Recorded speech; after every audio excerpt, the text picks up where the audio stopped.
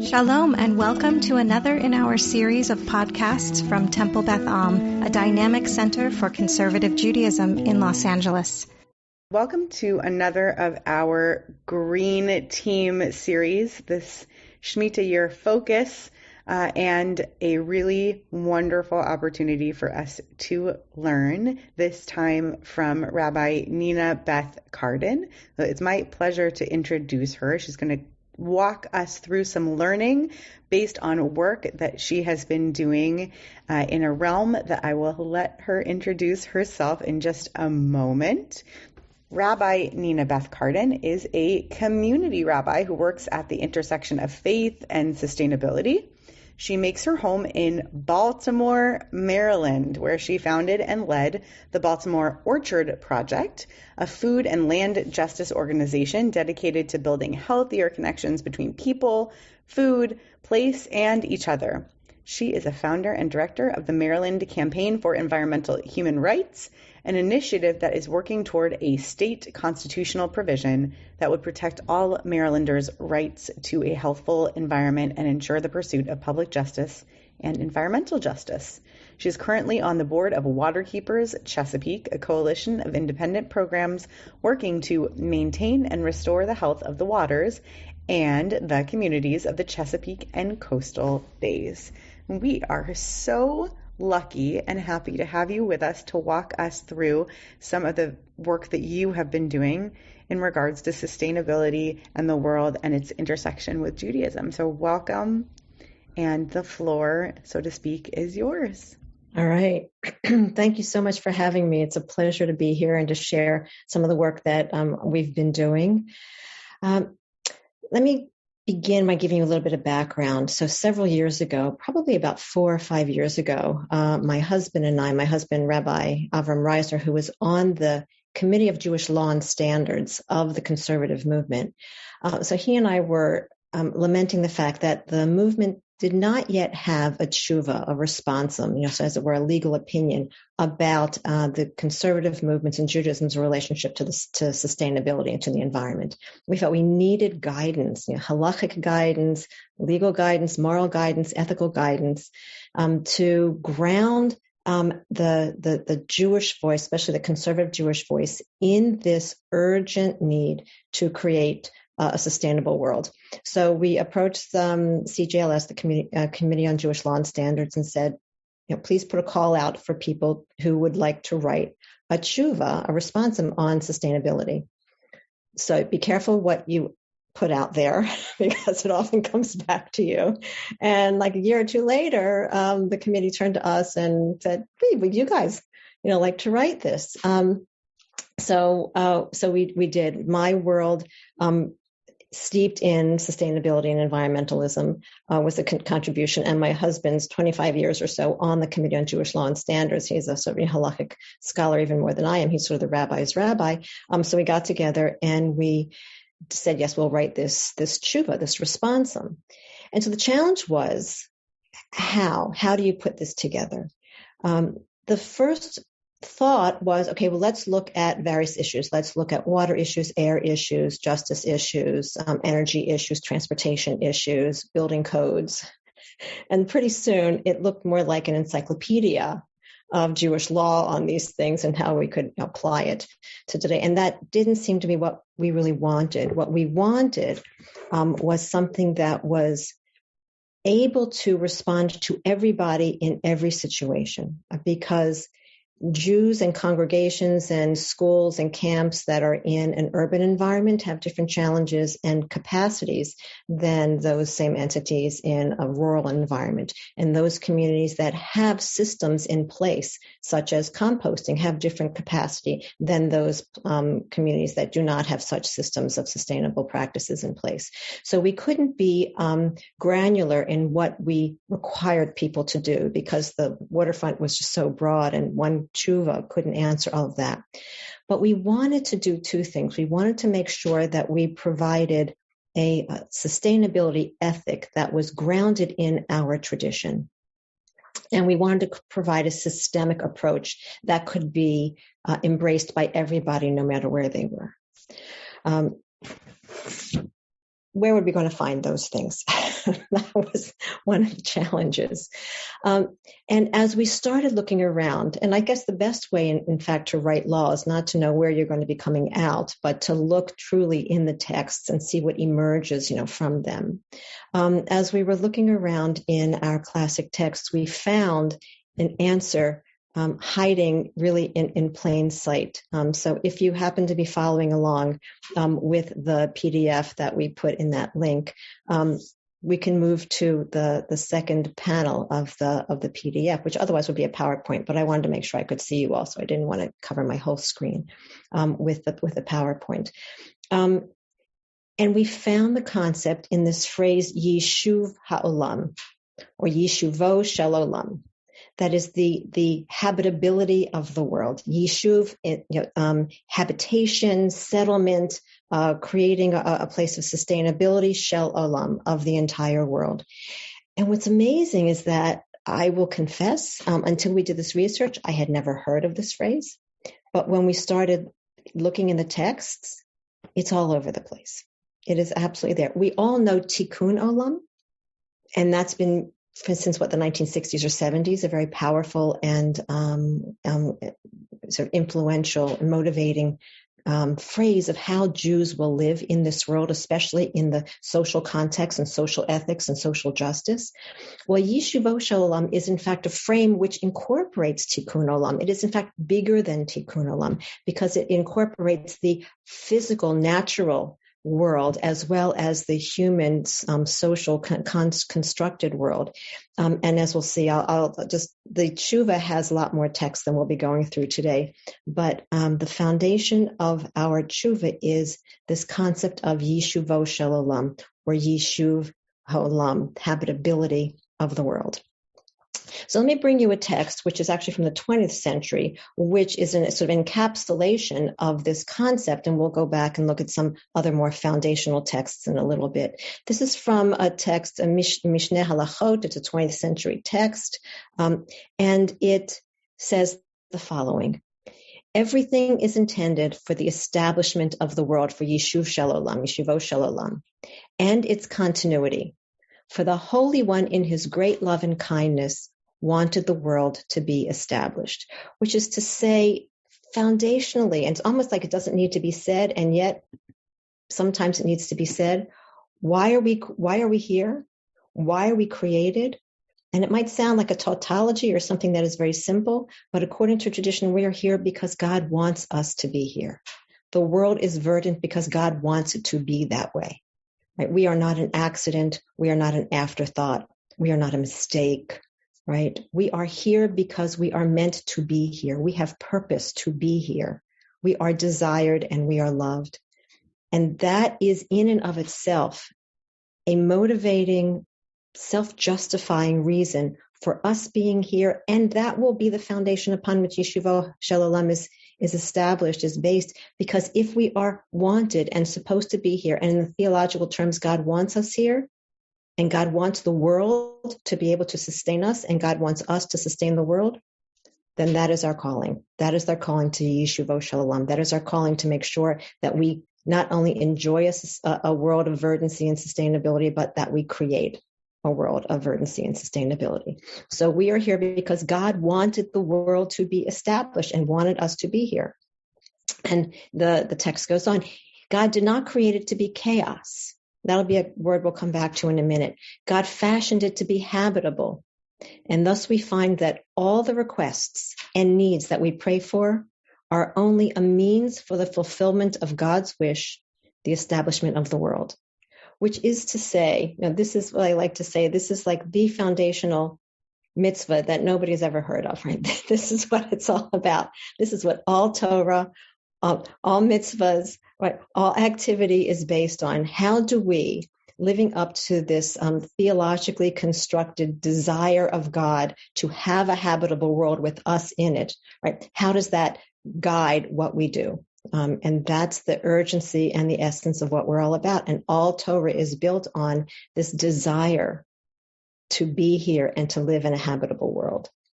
But we can go back 1,000 years, 800 years or so, to see another more core articulation of this in Sefer HaChinuch. Sefer HaChinuch, like probably a 13th century book that reviews all the mitzvot of the Torah in their order. As you know, Maimonides reviews the 613 mitzvot, and so enumerates the 613 mitzvot. But Maimonides, being a sort of logician and a categorizer, put those mitzvot in categories, which is a wonderful way to look at mitzvot as well. Sefer HaChinuch put the mitzvot in their order of appearance in Torah.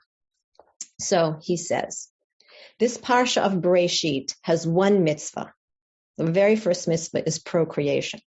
But I want to pause here because when people think about the mitzvah of procreation in Peru or review, you should be fruitful and multiply, it's often seen as having kids. That's the end of the mitzvah, having kids. Then there's a discussion, how many kids? Is it 2 kids? Is it one boy and one girl? How do you live out that mitzvah? But Sefer HaChinuch says, no. Procreation is not the mitzvah itself. Procreation is in service to the foundational mitzvah of Yishuvo Shel Olam. So he says the roots of this mitzvah of procreation, Peru Revu, come to teach us that the world is designed to be inhabited, right? Yishuvo Shel Olam, right? It's designed to be inhabited, for the Holy One wishes the world to be inhabited. So this is, you can see where the previous text got its explanation of God's desire to have this world be inhabited, because Sefer HaChinuch is encapsulating it here. And by the way, we're going to go back another couple hundred years to see where he got it from. For as it says, God did not create the world to be chaos, to be tohu, lo tohu bra'ah, but God fashioned the world to be habitable, lashevet yitzara. And he gets that from Isaiah. So what is he saying? God did not create the world to be tohu. That word, of course, is taken from Bereshit. We'll see that hopefully in the next slide if I remember my slides well enough. What God did not create this world to be chaos, tohu, but rather, again, the original articulation from Isaiah as interpreted by our rabbis, but God created this world to be habitable. In case you think that we are a mistake, in case you think that we are not loved, in case you think that we are some sort of accident, no. Yeshayahu says, Isaiah says, and the rabbis are saying, we are here purposefully and beloved. And that should color everything that we do. And he goes on and says, it is a great mitzvah on account of which all other mitzvot in the world exist. So again, it's, you open up Sefer HaChinuch, you look at the first page, you don't even have to go halfway through, and you see Yishuvo Shel Olam, the first mitzvah upon which all other mitzvot are based. Everything else is in service to us creating a habitable world in which we can thrive, because that is God's design. So before we go, I just wanted to just unpack a little bit Isaiah's phrase that God did not create this world to be tohu. So what's so bad about tohu?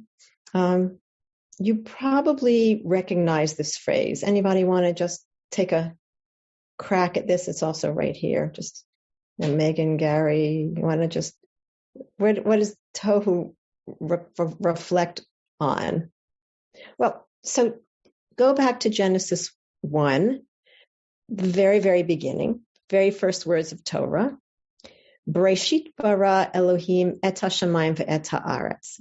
When God began to create the heavens and the earth, in the very, very, very beginning, the haaretz hayata tohu vavohu.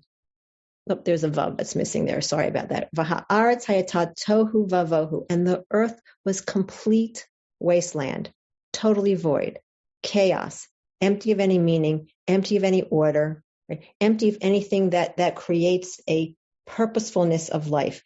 Tohu vavohu, tohu being one of those words of tohu vavohu, complete emptiness. There's some wonderful translations of, waste and want or something like that. Just tohu vavohu is absolute opposite of order and purpose and creation. So what God did in the very, very beginning of creation is rest from the rest with a W, rest from this chaotic order the world as we know it today, with seasons and life and regeneration and purpose and humanity. And the last thing that we want to do is go back to tohu vavohu. If there's one thing that is the absolute opposite of the purpose of life, is to enter into tohu again. And so Isaiah says, that's not what we're all about. We're not about tohu. God did not create us to be in tohu vavohu. God created us to be in order and creation. And so you can see elsewhere in Isaiah, you can understand just how profoundly antithetical to life tohu vavohu is. So he says, in explaining how God is going to absolutely destroy the enemies of Israel, so God shall measure it with a line of chaos. God will measure sort of their habitations with a line of chaos, tohu, and with weights of emptiness, avnei vohu. That is, what God will do to those God does not like is return them to this chaotic emptiness. And that's just the opposite of what we're called to do, is to hold on to this purposeful, beloved creation with us in it and with us contributing to it. So Rashi helps us further understand what this Isaiah phrase is all about. And Rashi explains, Lo tohu v'ra'ah, that this phrase from Isaiah, God did not create it to be chaos. What does that mean? In case you're wondering at all, what did Isaiah mean by that? Rashi said, God did not create the world to be chaos, to be tohu, but to be habitable. Ela lashevet, to establish an establishment where all of us can live. Like that's where our homes are, right? To lashevet. And that we should occupy ourselves with the establishment of the world. Lihiyot asukim b'yishuvo shel olam. There's that phrase, yishuvo shel olam. That we should occupy ourselves with the establishment of the world. That's our fundamental calling. That there is a mitzvah to make sure that we establish a habitable world, and our greatest calling is to constantly be engaged in that activity. Lihiot asuk, to be involved with, it's more than just to do, it's more than just busy work, it is to be fully engaged, immersed in, right? Committed to the establishment of the world. So these texts hopefully give you a sense of this mitzvah that none of us ever heard about before, and yet underpins everything, that we're called to do. So I put this slide in there because sometimes when I speak about this, people say, oh, but Yishuvo Shel Olam means civilization, means human beings. Why do you say that it encompasses the entire world? And in all of my work in sustainability, I have been taught and I have come to believe that one cannot talk about society without talking about environment. One can't speak about the well-being of people without speaking about the well-being of nature. 110 years ago or so, Liberty Hyde Bailey, who was sort of an agronomist, a horticulturalist in early 20th century America, had this wonderful line. He wrote a book called This Holy Earth, which speaks about the spirituality of people's relationship to the earth and our dependence on the earth. He has this wonderful line, which I can never quite quote exactly, but something like, we cannot take care of our fellow human beings if we do not know how to take care of the earth. That is, the best way we can take care of each other is to make sure we have clean air and clean water, right? That we have food that can be grown in healthy land. That we do not have sacrifice zones where some people absolutely are oppressed by particulate matter in the air that gives them asthma, that we don't have the most privileged of us contribute the most to environmental degradation and yet suffer the least from environmental degradation, right? So we have to be able to understand that it is an integration between nature and people. So there's no such thing as just caring for people. Care for people without a healthy environment, you're not caring for people. So this, the Torah sort of tells us this, and Abravanel tells us this back in the 5th century. And he's talking about the commandment of sending the mother bird away if you want to take the egg or the young bird. So you can't kill the mother bird and the baby, at once, and you have to send the mother bird away before you take her young. And he says the Torah intended by this that existence should continue to exist. In other words, it's not just about a sort of morality, about the feelings of the mother. Some commentators think it's about the sort of maternal instincts of the mother and how emotionally, as it were, upset the mother bird would be. So as far as humane behavior, we have to send the mother away. Rabbi Nina is saying that's not all. That's not all. What it is this is emblematic of the need for society, for civilization, for nature to be regenerative. And if you kill the one who is regenerative and the generation that was born, we are now destroying society. So this is an emblematic of us needing to make sure that we preserve the world in such a way that it can be regenerative. For those children like the fruit-bearing tree, the Holy One commanded not to destroy that which gives birth or produces fruit. Rather, send away the mother so the mother should produce other fruit and existence will be sustained and improved. That is why the end of the verse is so that it may be good for you and you live long upon the earth. So in that second sentence, when Rabbi Nina was referring to the command not to destroy, or the second line, when he refers to us not being able to cut down fruit-bearing trees, that you might remember is the law that says if Israel is besieging a city, and in a siege, you have to sort of stay there outside the city. You can't leave because otherwise everybody will leave or the siege will be over. So you're stuck. You're stuck. You have to stay in your place. You are limited to the resources that you have at your disposal. Even so, even during a siege, even during a time of war, you are not allowed to cut down the fruit-bearing trees. Right? Because why?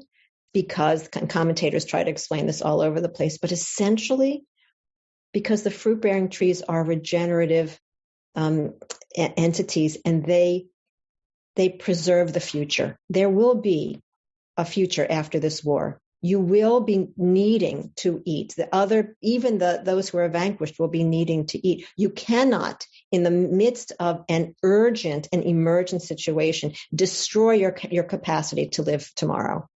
You can't sell tomorrow for today.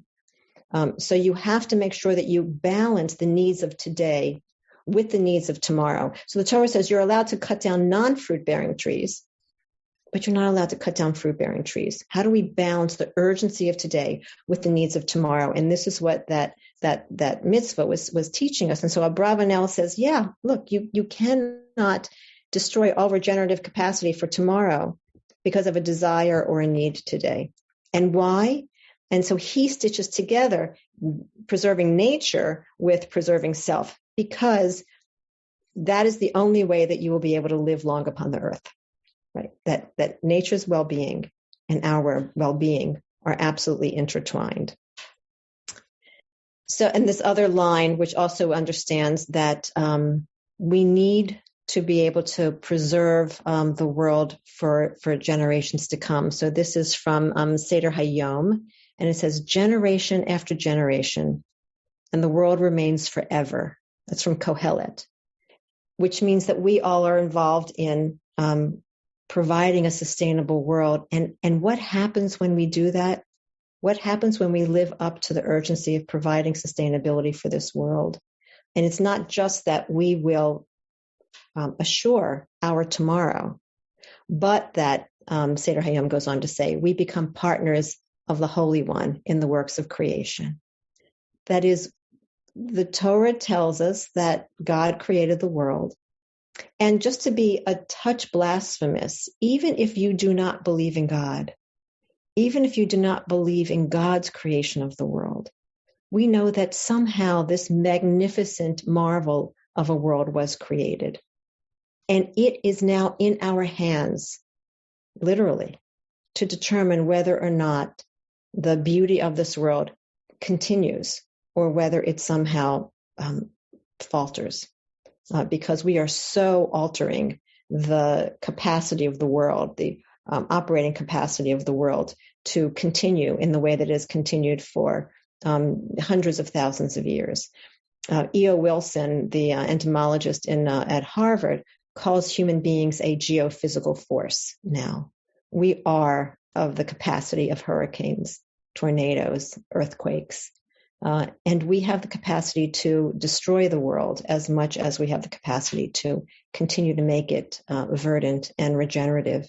And if we do the latter, we don't just protect ourselves and preserve our future for our children and their children's children, which is, Dayenu. That would in some measure be enough. But we also become partners with God, right? That is the highest compliment a Jew can offer another Jew, right? Is that, or another human being for that matter, that we become not just in God's image, which is sort of a passive attribute that we are given at birth, which is great, but that we act out that attribute and become an active partner with God. And we do that by making sure that we preserve the health and the capacity of the earth to bring forth life. So going down to the next slide. So all of this is to say, Yeshuvo Shel Olam, habitability, that is assuring the ability for life to thrive for this generation and those to come, is the foundational mitzvah of Judaism. And one of the things that I know my husband and I would love, and we hope to do this with the tshuva that we wrote, is to come back in 10 years, know that the phrase Yeshuvo Shel Olam trips off Jews' tongues as easily as Tikkun Olam, right? This should be something that we know is what we need to do.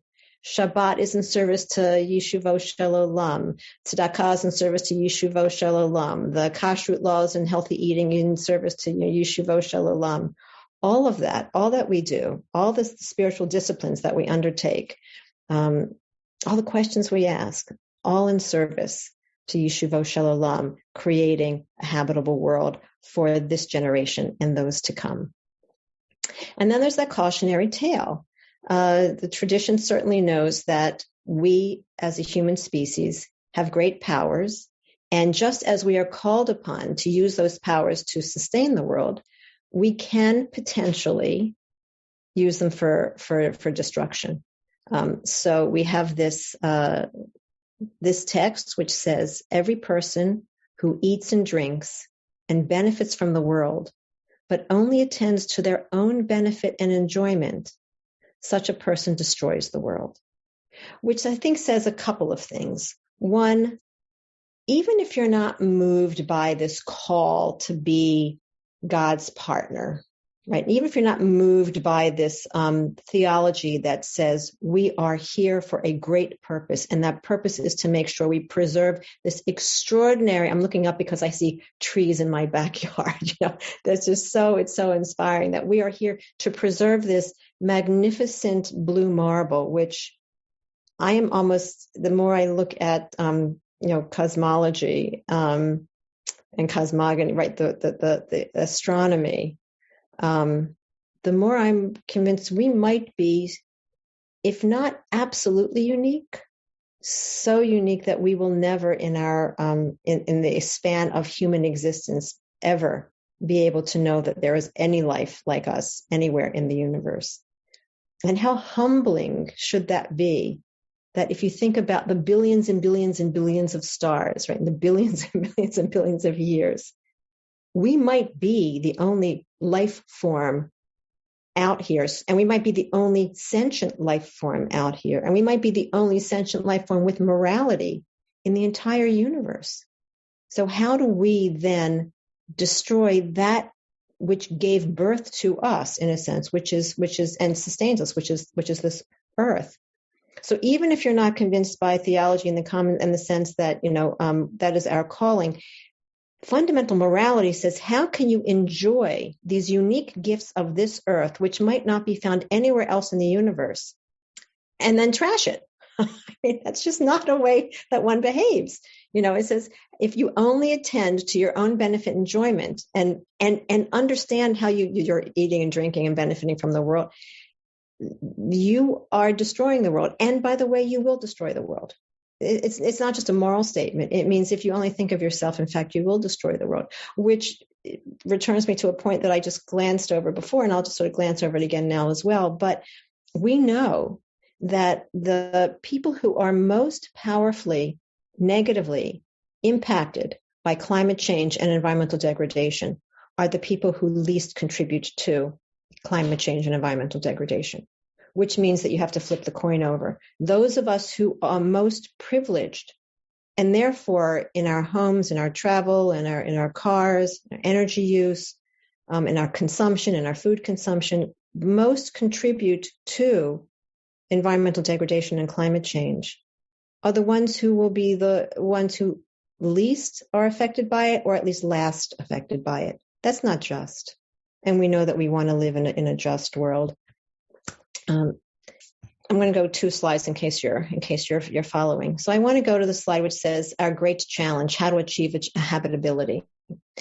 So if we know that we have to live in a way that preserves this world, creating a habitable world, the question is, how do you do that? All right. Now let's say we're convinced, we've got the theology, or we've got the ideology, we've got the moral imperative, we're all on board with this.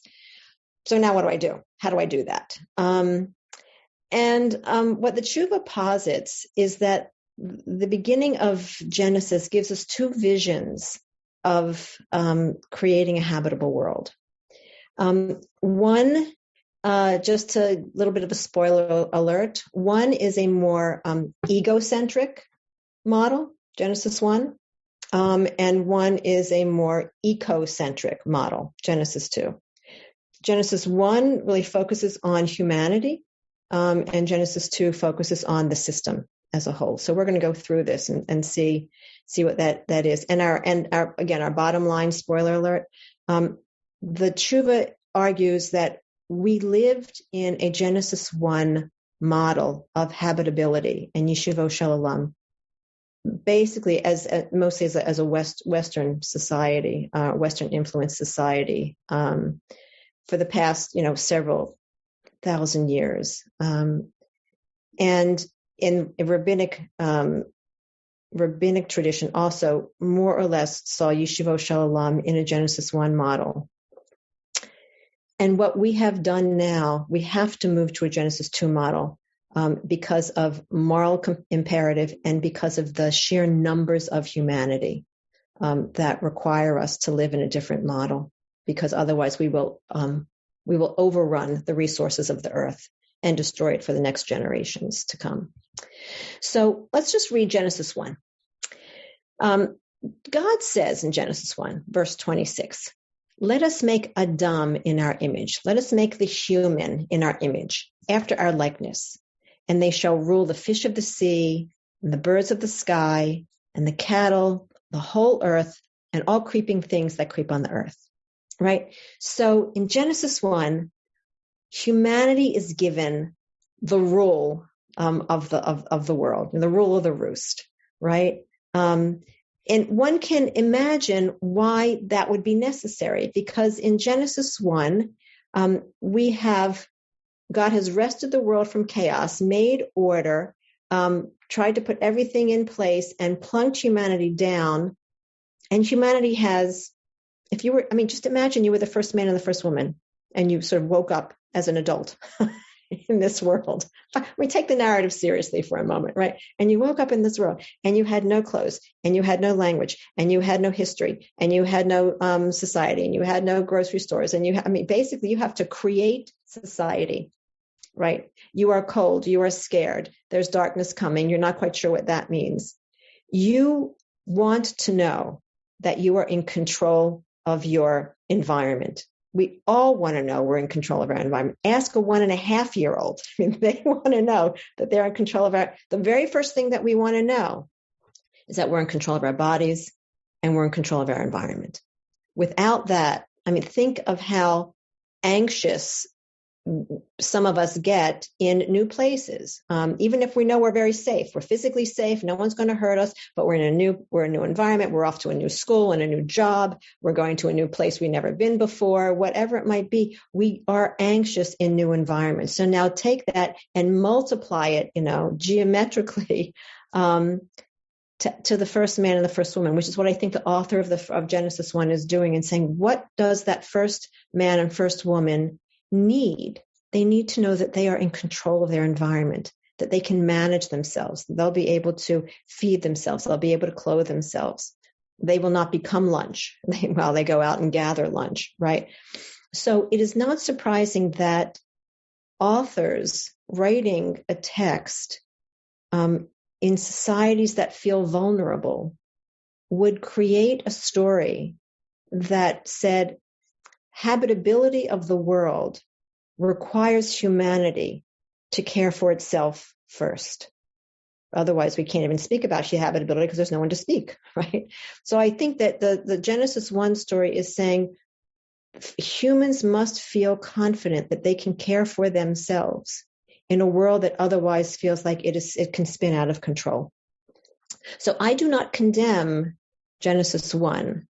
There are two responses often to Genesis 1. One is to condemn it and say, oh, that is the reason why we can't trust the Bible and Judeo-Christian thoughts on relationship to the earth, because we have a tradition in Genesis 1 of saying that humanity should dominate the world, that we should dominate the world. And so some people say we have to, forget Genesis 1 because that is a license that provides, as it were, theological license to run roughshod over creation. I don't think that's really what it means. And on the other hand, I don't like explaining away Genesis 1, saying, oh, well, it doesn't really mean domination like that. It means stewardship and care. And the reason I don't like that is because I think that is what Genesis 2 comes to tell us in response to Genesis 1.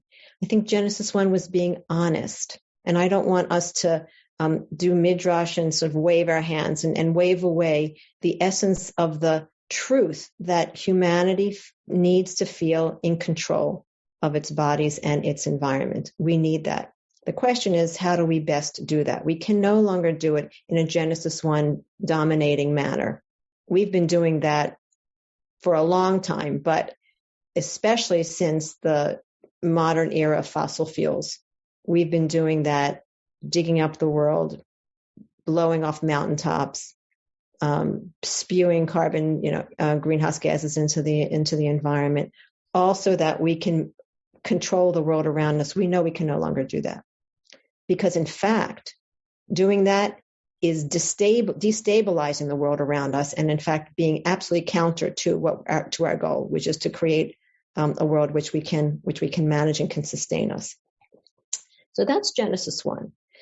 So then Genesis 2 comes and it has a totally different story, right, about humanity, totally different story. So let's just read a couple verses there.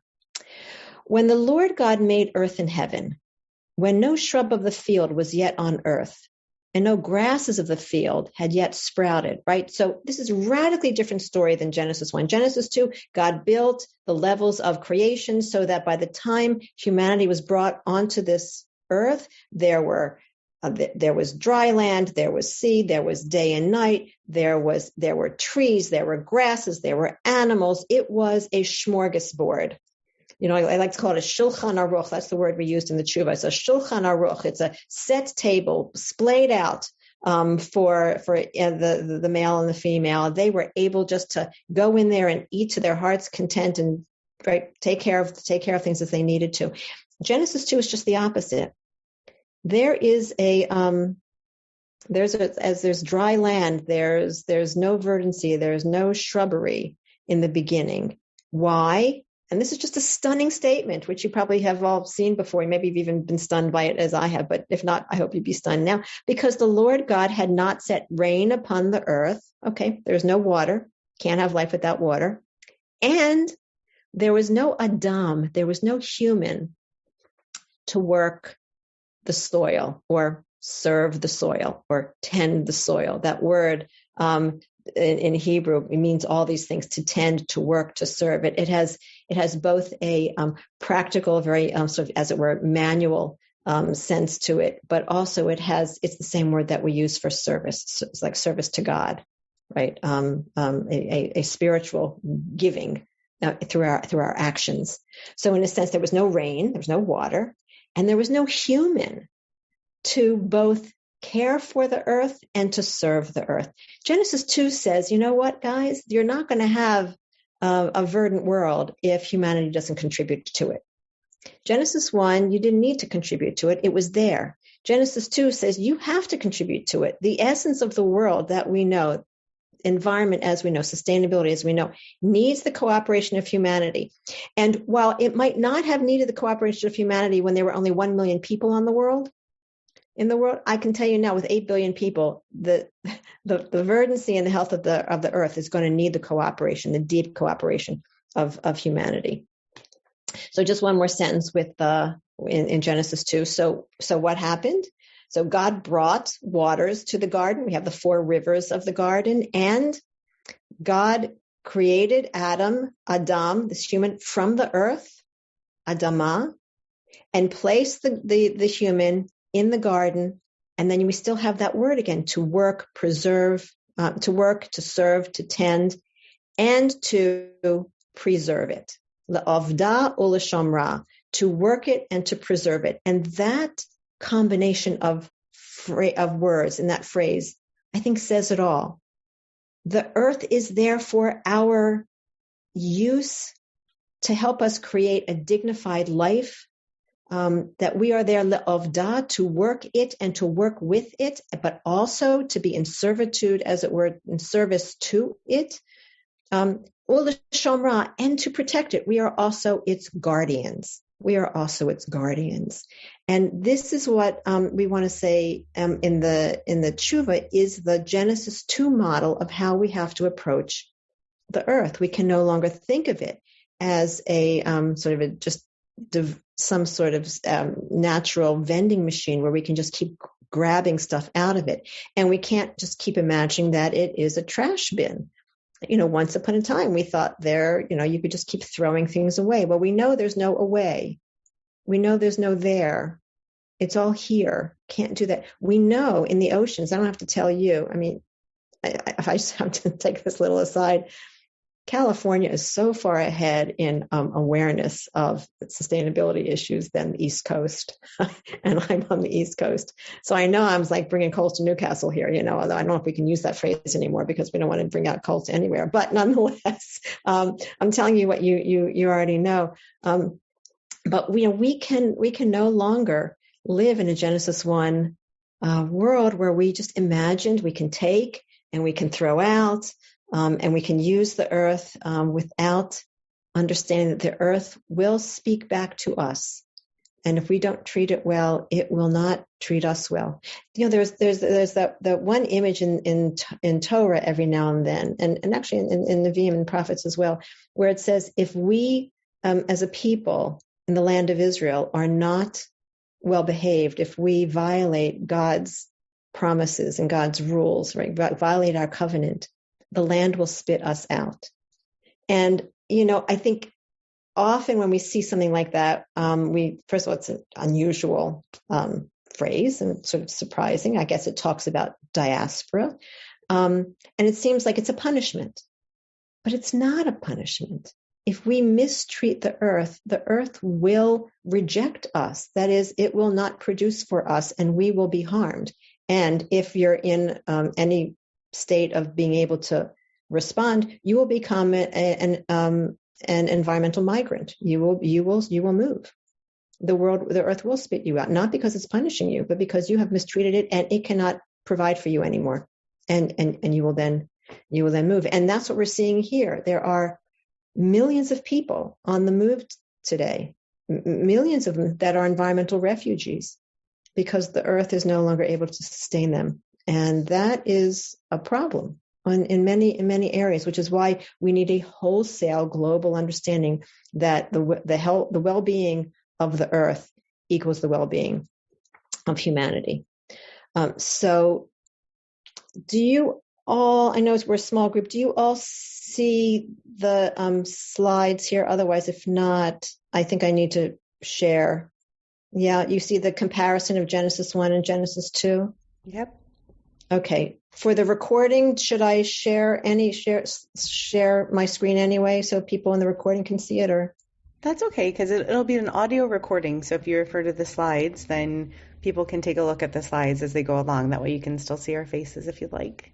Okay, so we'll somehow give them the slides. All right, so what I did was I ran a comparison between Genesis 1 and Genesis 2 and sort of in a graph form so that we could really compare the two. Because remember, we want to move from Genesis 1 model into a Genesis 2 model. So Genesis 1.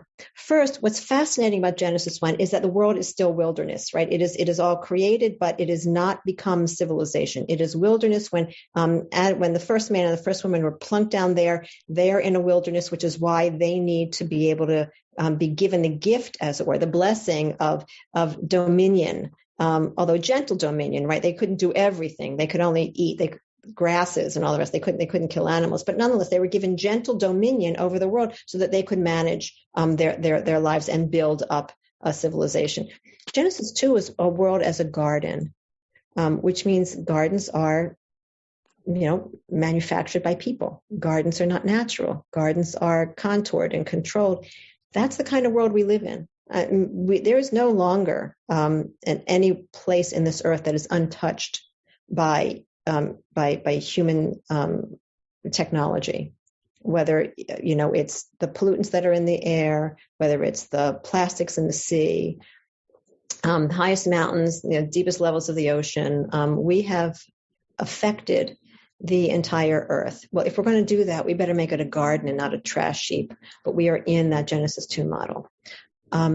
In Genesis 1, the verbs are domination and control. Right? What's humanity supposed to do? They are supposed to have domination and control. I know domination and control are nouns, but the verbs lead to those nouns. So any grammarian out there, I know you caught me on that one. Okay, I got you. You got me there. But the verbs lead to domination and control. In Genesis 2, the verbs are work and labor, lead to work and labor, and to preserve and protect. Radically different approaches to how we engage with the environment around us. Genesis 1, the earth was made for humanity. Right? God has spent the fullness of almost 6 days bringing this world into creation, establishing the smorgasbord. Everything is working properly. And then, and only then, does God bring humanity into the earth, into the world, and say, here, I'm setting this world before you. It is for you. Enjoy it. There is a midrash, which I did not bring in these slides, so I can tell you real fast. There is a midrash in Kohelet Rabbah, which says essentially just that when God created Adam, but he's now talking about it in the second version, the garden. Nonetheless, God created Adam and took him around and showed him everything that was there. So it sort of blends Genesis 1 and Genesis 2 in this midrash. Showed Adam all the trees in the garden that was there. And God says to Adam in this very famous Kohelet Rabbah midrash, everything I have here, I created for you, but be careful not to destroy it. For if you do, there will be no one after you to set it right. So conflating Genesis 1 and Genesis 2, that midrash nonetheless says we have an obligation to protect the world. So one, the earth was made for humanity. On the other hand, in Genesis 2, humanity was made for the earth. Totally flipped, right? That is that we were brought here to make a verdant earth. That's what Genesis 2 said. When God began to create the earth and the heavens in Genesis 2, there was dry land and there was no water and there was no human. And God took care of both. 4 rivers giving us water, giving the land water, and bringing in a human. So we are here not for the fulfillment of our own spiritual desires and our own, just enjoyment, but we are here as a contribution to the earth and to make sure that it is brought to the greatest verdancy and potential that it can be brought to. Genesis 1, the earth is self-renewing. again and again in Genesis 1, we read, God made the trees and with seed, that will be able to produce after it. God made this with the seed, so it'll be produced after it. God blessed the animals; they should be able to procreate. God blessed humanity; they should be able to procreate. Everything in the Genesis 1 is self-renewing. It's just magical. This world is set on a course, and it is just going and cannot. There's no awareness that it can be destabilized or hit off its axis. The earth is made to be self-renewing, and it is celebrated as self-renewing. In Genesis 2, the earth requires inputs of water and humanity, and it needs the gardens if you don't tend to your garden, it's going to become a mess, right? Gardens need constant attention and constant renewal, constant care and love. And in Genesis 2, that's what we're told. The earth cannot be neglected. It can't be seen as something that we just take for granted. It cannot be neglected. At this stage of our existence, 8 billion people on this precious planet, we need to actively manage the earth well. It will not preserve itself or preserve us if we take it for granted and we don't manage it well. In Genesis 1, the human is godly, right? Made in God's image, which is wonderful. But that also gives a sense of entitlement to dominion. And the break on dominion is a little bit harder. How do you bracket dominion is a little bit harder when you feel that you are made in God's image. In Genesis 2, we are made from the earth, right? One way of cutely translating is the human from humus. And we are more humble. And we know intimately by our name, Adam and Adamah, human and earth, that we are intimately intertwined. And that as we treat the earth, so the earth will treat us. That bonding is there. So we should remember that, because that will guide our decisions and how we treat the earth. In Genesis 1, the human is sovereign, right? They are given these blessings to be fruitful, multiply, and puruvu oradu et haaretz, right? And subdue the earth. In Genesis 2, the human is gardener. I'm going to spell this for you in case you can't see it, because I'm just so tickled by the way I see this word. It is G, and then a bracket U, and then ARDENER. That is gardener, but put a U after the first letter G. So what this is doing is conflating the concept of we are the gardener who has to take care of the garden in Eden, and it includes that concept of protecting it, because it has that U in there. So we are the gardeners. We are the ones bound to take care of the garden, and we are the ones bound to preserve and protect the garden. That's who we are. We're not sovereign, doing as we wish, what we wish. We have a task. We are bidden by this task, by God's calling, to make sure that we take care of this garden, which, if we do, will take care of us. A couple more of these comparisons. Genesis 1, the human relationship to the earth is extractive, right? That is, enjoy. It is there for you. Take what you will. It is an extractive relationship. There's no sense of giving back in Genesis 1. It's all about benefiting from the earth. And again, that is what we needed to hear in that era, and as if we were the first man and the first woman. I am not condemning that. At certain times, that is the way it has to be in certain times of our species existence. And when we were small and didn't have a big footprint. But now we are large and we have a big footprint. And so Genesis 2 comes to tell us that the human relationship to earth is generative, that it is up to us to make sure that the earth can be healthy enough to continue its regenerative capacity. Right? That's what we have to do. We are here to make sure that the earth is cared for so that it can preserve life and preserve us. In Genesis 1, there is almost no understanding of consumption being limited. It's enjoy, right? Enjoy the earth. Do as you will. In Genesis 2, consumption is limited. It's only limited by one tree. That's the only one. But nonetheless, the concept of limits is introduced in Genesis 2. And that has a huge sort of intellectual impact on us as we read this story. It is not a free-for-all smorgasbord, whatever you want. There are limits that we must abide by if we're going to make sure that everyone can live in a sustainable world. In Genesis 1, there's no concept of exile or the earth being able to be destroyed. That's the whole earth is there, and Adam and Eve, the first man and the first woman, can do whatever it is that they wish.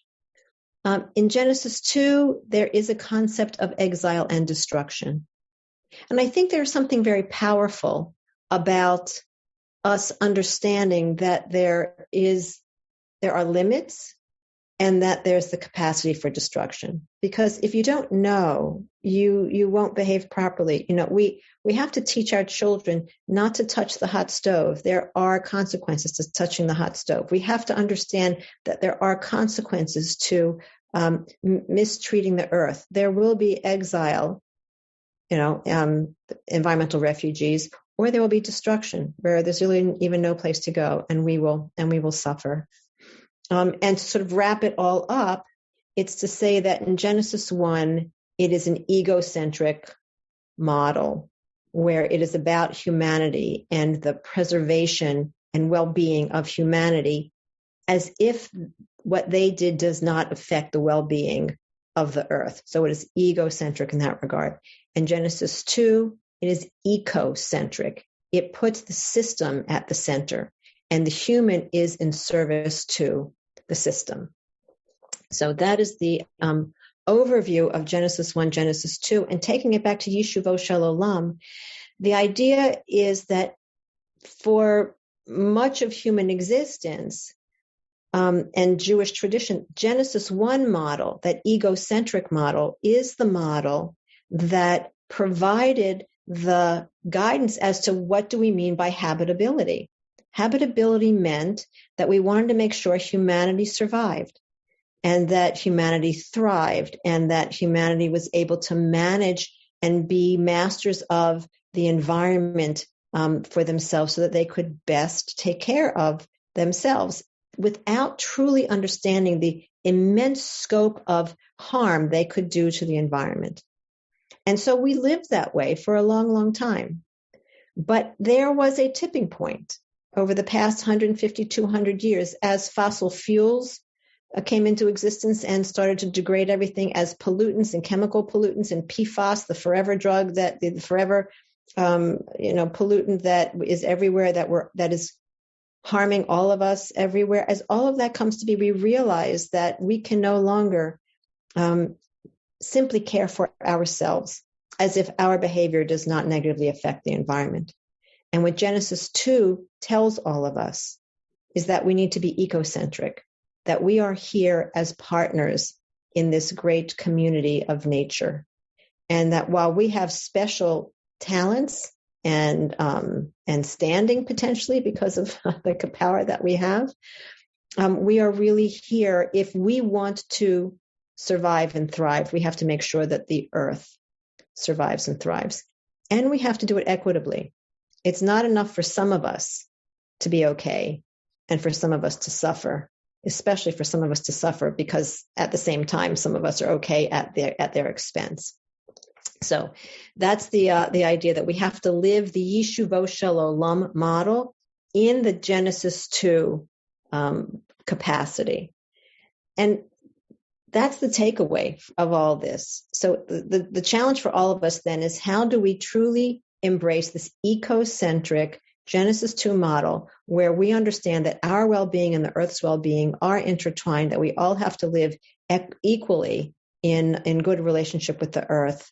And how do we translate that into behavior? But that is the essence, that is the rubric of the Genesis 2 Yishuvo Shel Olam model. Let me just pause there. I don't know if anyone wants to offer Any comments?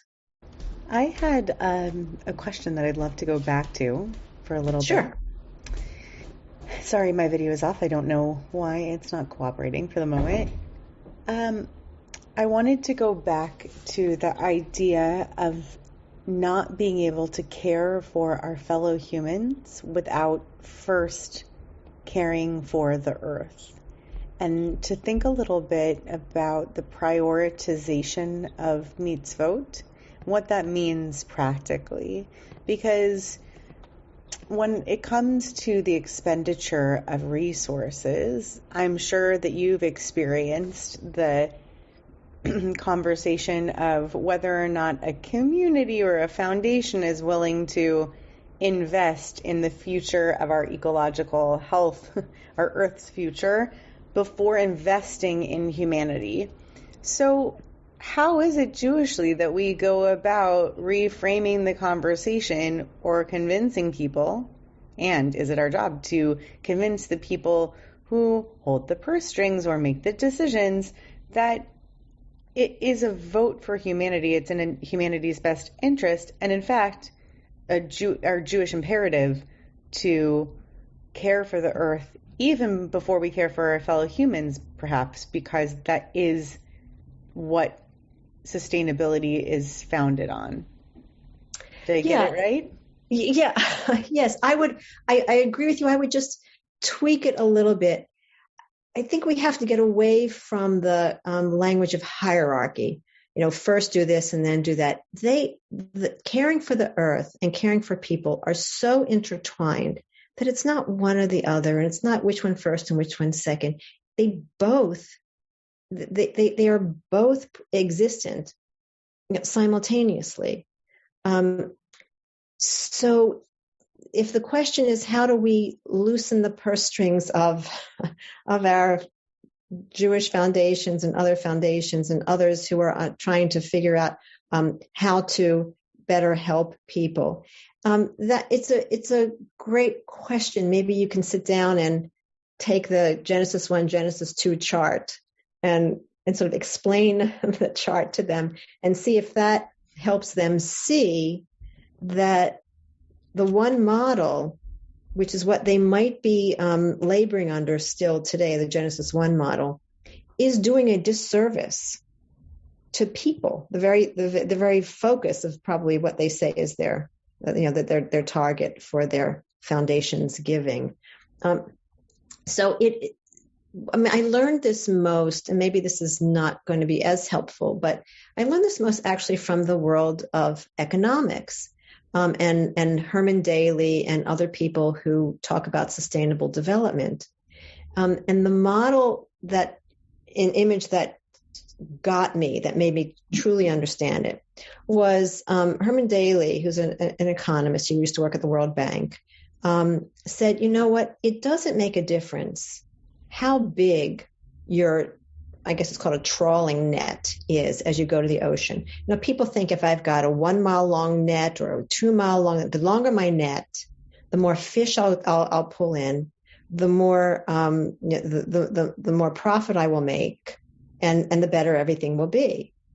Yes, but you can have 100-mile long net, and if there are no fish in the ocean anymore, because you have destroyed the ocean, denuded it, just fished it fish the fish to extinction. It doesn't make a difference how much money you have, how much investment you have, how big your boats are, how long your net is. The fish aren't going to be there. If the fish aren't there, the people aren't going to eat, and the people aren't going to eat. They're going to be harmed. So we somehow have to break this hierarchy, either or, maybe this, maybe that. It is absolutely together. And the quote that I said, by the way, didn't say first. It said you can't do one without the other. So they're both simultaneous. So I don't know if that helps you or not. I'd love to hear a response from you. Yeah, it helps a lot. I think that when I consider the way that people spend their time and their resources on mitzvot, I do want to be generous to other people's approach to mitzvot, and forgetting about my own. And when I'm in conversation with other people, that there is a rather zero-sum nature because we are all limited in our time and in our resources. So an example that I might give when I'm thinking about this that isn't a monetary example is that Gary, who is here with me, he works on some initiatives in something in which I'm also involved with the leadership called One LA, which is a connective group of various denominations of different faiths, faith organizations all across Los Angeles, who collectively agree on a very short list of issues, which they'll jointly, lobby is the wrong word, but they will jointly work together to work with local civic leaders to ensure that those issues are properly addressed in the area.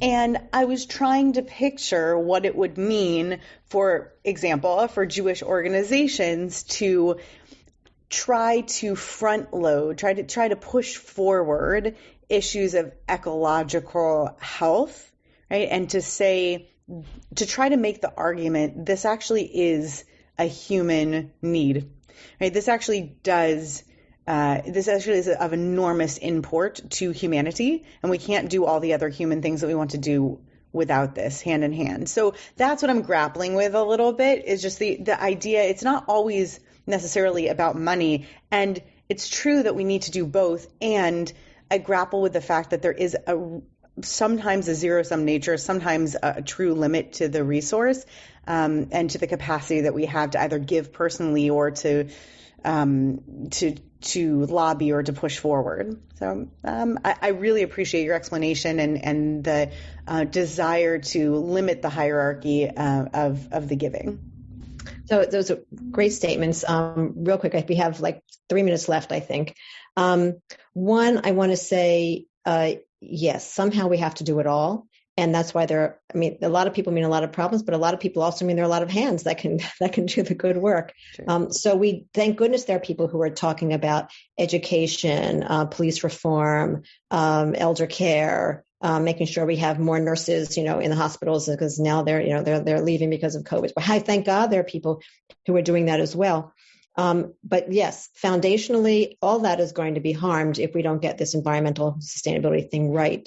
So that gives me a sort of an opportunity to do a quick segue into just a couple things that came out of the tshuva. That is, what are the takeaways? As I started at the beginning, we created not granular things like, cloth diapers or disposable diapers. That's just, not going to be relevant to everybody. But we came up with some systemic issues. And I think this goes to the very point that you're making. The first issue we said is, or responses is, respond with urgency. We have to understand that we are past the 11th hour, and that we have to respond with urgency. And that means an attitudinal change, personal behavioral change, and systemic change, because we need all of that to get it done. And two, and I'll probably end with this, and two, there needs to be in every Jewish institution a person who is responsible for the sustainability portfolio. And that gets to your point that we can still allow other people to attend to some of the other critical issues that need to be attended to on a daily basis. But we will also have sort of overseeing that somebody who's got a sustainability portfolio on the board of every institution, or in the management team, the lead management team of every institution. Whether that person is a staff person or whether that person is a lay leader, it doesn't really make a difference.